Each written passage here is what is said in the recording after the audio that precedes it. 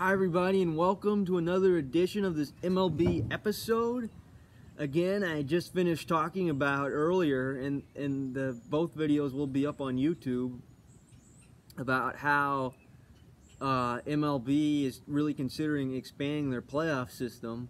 Well, here's another story that broke out in the MLB that just happened, and this is more kind of updates on the Astros sign stealing situation. Yes, more details have been revealed, and I am here to talk about them and share to the audience about what happened.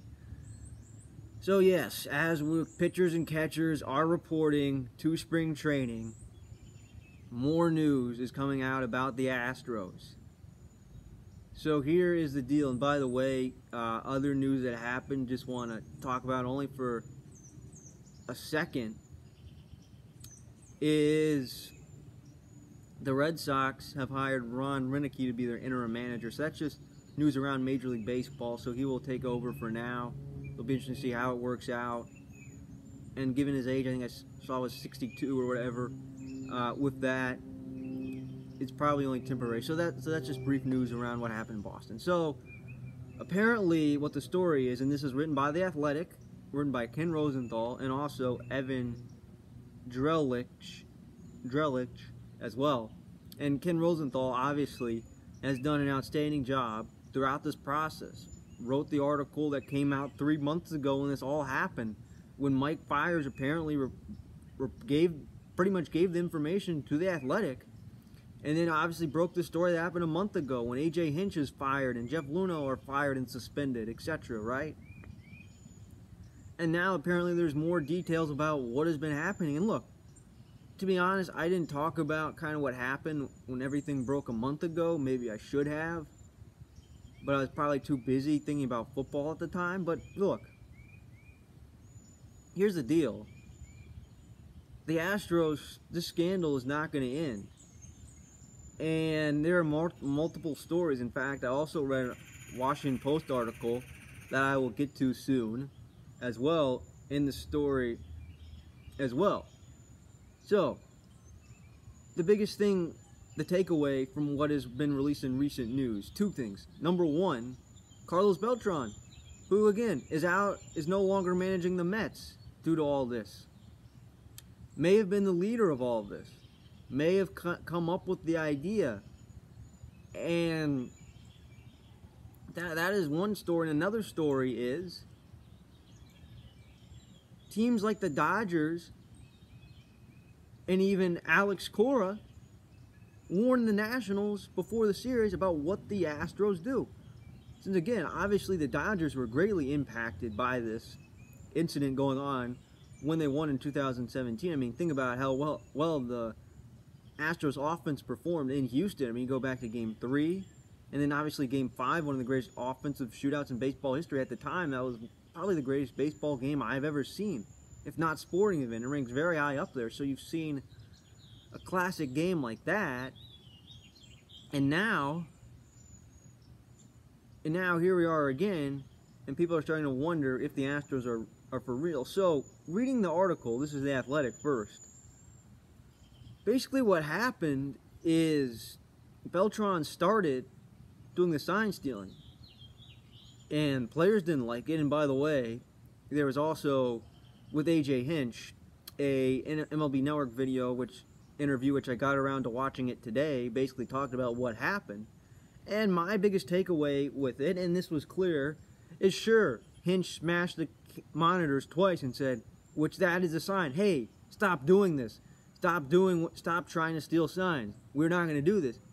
But apparently that was not enough to the players, and Hinch was, like everybody else, was kind of too afraid to speak up about it and put an end to it, since they thought that would kind of affect the teammate chemistry. So Beltran, the player says, hey, you need to quit doing this. In fact, Brian McCann, who was a leader, longtime teammate with Beltran, this is all from The Athletic, said, hey, we need to stop this, and Beltran did not listen. Since, again, Beltran, 40 years old, is the leader of the team, obviously. He's in charge of everything, what's going on, so he kind of kept doing that.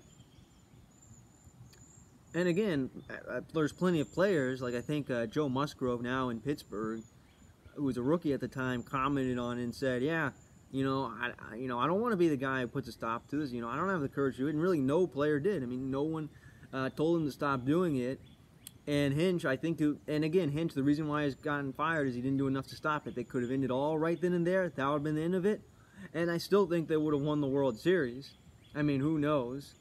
They probably still would have won that World Series. I'm just going to assume that everything that happened, since again, at the time, in 2007, in my chronological order, in 2017, I had no idea what was going on. I mean, sure, if you're a White Sox fan watching that game, in the trash can banging or whatever, you might have heard a certain sound if you're listening closely, but I didn't think of anything of it. Nobody did, really, at the time. 2018, I mean, yeah, you're hearing signs, oh, something's going on. Obviously the 2018 Red Sox were involved in a lot of things too, and sign stealing as well. Question is, I don't think it did extend into the playoffs, since again the league at that time was very strict and basically cracked down on that then. And even during the World Series, I had no idea whatsoever. The Nationals won the World Series. I had no idea whatsoever about the Astros. Didn't think twice about it. And then it's like a lot of things. You don't think twice about some things, and then when you hear about it, all of a sudden then your kind of thinking changes, your mind changes, and you think, wait a minute, this has been happening all along. And then all of a sudden, what happens is, again, it was broken about 3 months ago in mid-November, right when baseball season's over. And then it just goes on and on. It takes about 2 months, and then there you go. So again, it could have ended right then and there. That's why A.J. Hinch is no longer manager. That is why Jeff Luhnow has been fired, and that is why Alex Cora is no longer the manager of the Red Sox, and Carlos Beltran no longer manager of the Mets before he can even manage a game there. So you had all those factors come in, and they just kept doing it. And now going to the Washington Post. So this was a Post article written by Barry Serluga, who has covered the Nationals for the Washington Post, one of their lead baseball writers, and David Sheehan. So they wrote an article. And it was a very good article as well. So my biggest takeaways were 10 to 12 teams complain about the Astros. 10 to 12 teams. That is half of the league, or about a third of the league, to now getting kind of close to half of the league right there, complaining about what the Astros are doing. And around Major League Baseball, reading that article, I think the headline of that article was something like that. I just read it, I forgot what it's called, but basically the league knew about it before any of the public do it. Again, people can be suspicious. Like again, the trash can banging or whatever, the White Sox were kind of suspicious of it already. Teams probably were with it already, and then during the playoffs, like, what is going on with the Astros? I mean, they seem to be too good. And then I want to go all the way back to Game 6 of the ALCS. Jose Altuve times the Chapman pitch perfectly. I mean, between throwing his 100-mile-per-hour fastball and the slider, that's the pitch he hit a home run on. Which, again, at the time, you thought that would be one of the most famous home runs in baseball history. And I'll never forget that home run. I mean, it sent the Astros to the World Series, right? And I think throughout history, I think we'll look back at that as a famous home run. But at the same time, what if the Astros would have won the World Series? Who knows? Maybe it's a bigger deal. But Altuve, when you're watching video, and clearly soon after that, when you get the most exciting home run of your life, you are saying, don't take my shirt off, don't take my shirt off, right? Since, why, when you get the biggest home run of your life, are you worried about this thing? Is there a buzzer? Is there anything? And I mean, it really seemed like that he really got rid of whatever thing T-shirt was wearing. And so why are you worried about something like that when you just hit a huge home run? I mean, it was very suspicious, right? And apparently, looking into the MLB's investigation, there was no evidence of that happening. And then A.J. Hinch was asked by Tom Verducci, who, really all around, Tom Verducci, and I want to give praise to him, to Tom Verducci for just doing the interview on MLB Network, for covering in Sports Illustrated, and obviously yesterday with the MLB playoffs expansion, 2 really good articles on that. But again, interviewing Hinch asked, and this brings me back, now that I remember it, to the question, did that buzzer thing really happen? And Hinch didn't say, of course it didn't happen. And, that's why the MLB didn't find out. Basically said, well, the MLB never found anything.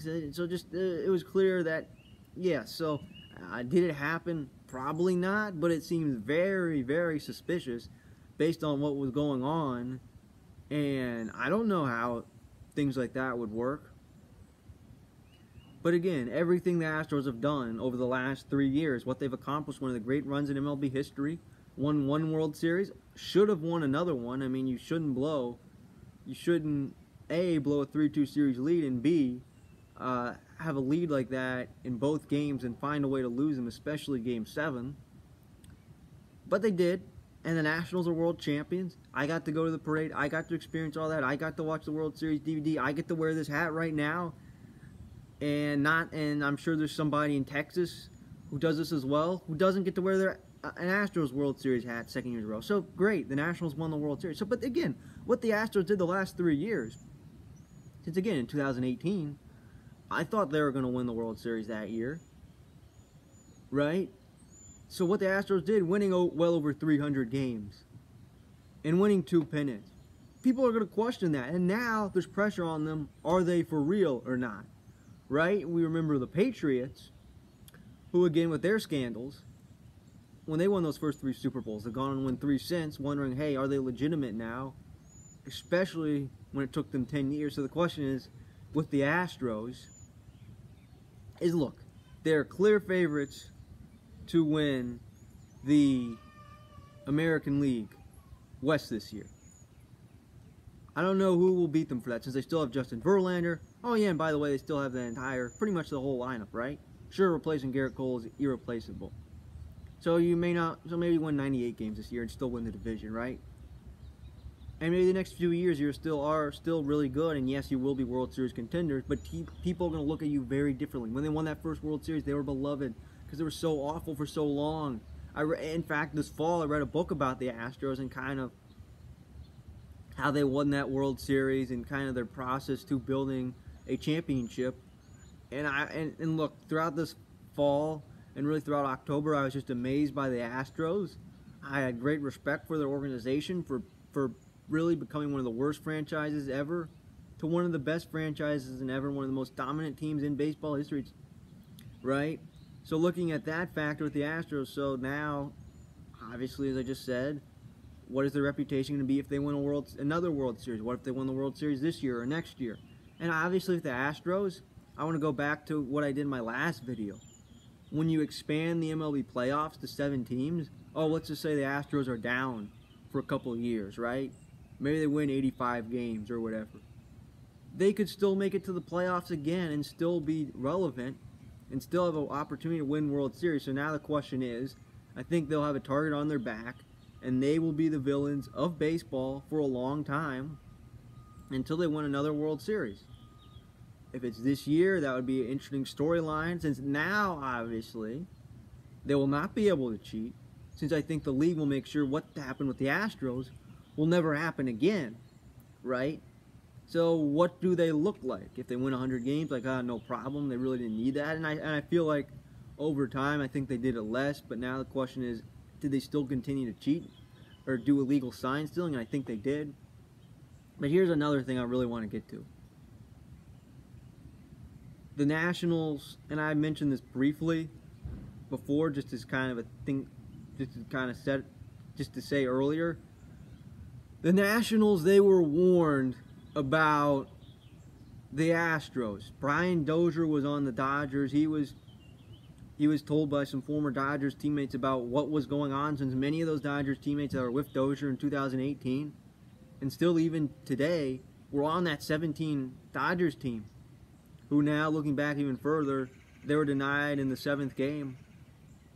I think that loss probably stings even more for them, and something that they probably had gotten over or started to.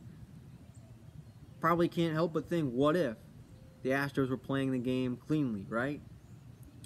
So that was Dozier being one. And then Alex Cora, who again, the reason why I was fired from the Red Sox was involved in this, but again, the Red Sox had a scandal of their own. Another separate sign stealing, which again, that will be kind of revealed later on, not this week, but soon, a period going on during spring training. So you look at the factor right there with the Red Sox. So Cora, obviously, who may have been impacted in the 2018. They beat the Astros, ALCS, which, again, for me personally, want to go get to a brief side thing. That was one of those fun playoff series I ever got to watch. That series was so much fun to watch, you know. But obviously that series, right? Looking at that, and so obviously Alex Cora is warning Davey Martinez about the Astros, since obviously like Mike Fiers, who was again kind of part of it before, basically broke the whole thing. And then later on, more and more things happened. More and more teammates revealed about kind of what happened. And now Cora, since he's obviously no longer affiliated with the Astros, is warning the Nationals about it. So the Nationals got a heads up really at the start of the World Series, and that's really what the Washington Post article is really talking about. That as one of the key factors, is the Nationals were notified. So they kind of knew what was coming. And you think about Steven Strasburg, who at the time in the 6th game of the World Series, there's rumors, oh, was he tipping his pitches or whatever.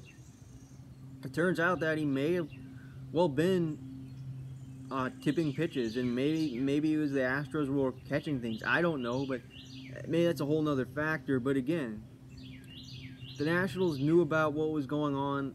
They knew, but of course they didn't talk about it. And then now everybody knows about the Astros. So again, it's sort of like certain scandals that happen in sports, right? Obviously, it's a PR nightmare for the Astros right now, and now Jim Crane, who I've also heard talking about, is basically the Astros are going to apologize to the entire MLB sometime during spring training, so probably within the next week or so, when spring training games get underway. And here's another factor. We're talking about Nationals, Astros. They share a complex, and they have since 2017. In West Palm Beach, they both train in West Palm Beach. They play in the same stadium. They have very similar complexes. They're very close to each other in that regard. They will play each other a lot in spring training. Obviously over the years, right? Since that's convenient. Basically don't have to go anywhere, right? So now all of a sudden, how do you deal with each other? Since again, every time the Astros play a spring training game or go to spring training, they will be reminded if the Nationals put up a World Series sign or not, whether they do or not, in West Palm Beach. But they will be reminded of that World Series all the time now. Like, they will be reminded of that whenever they go to spring training now. Like, maybe somewhere in the Nats complex, or there's a sign out there, home of the 2019 World Series champions, right?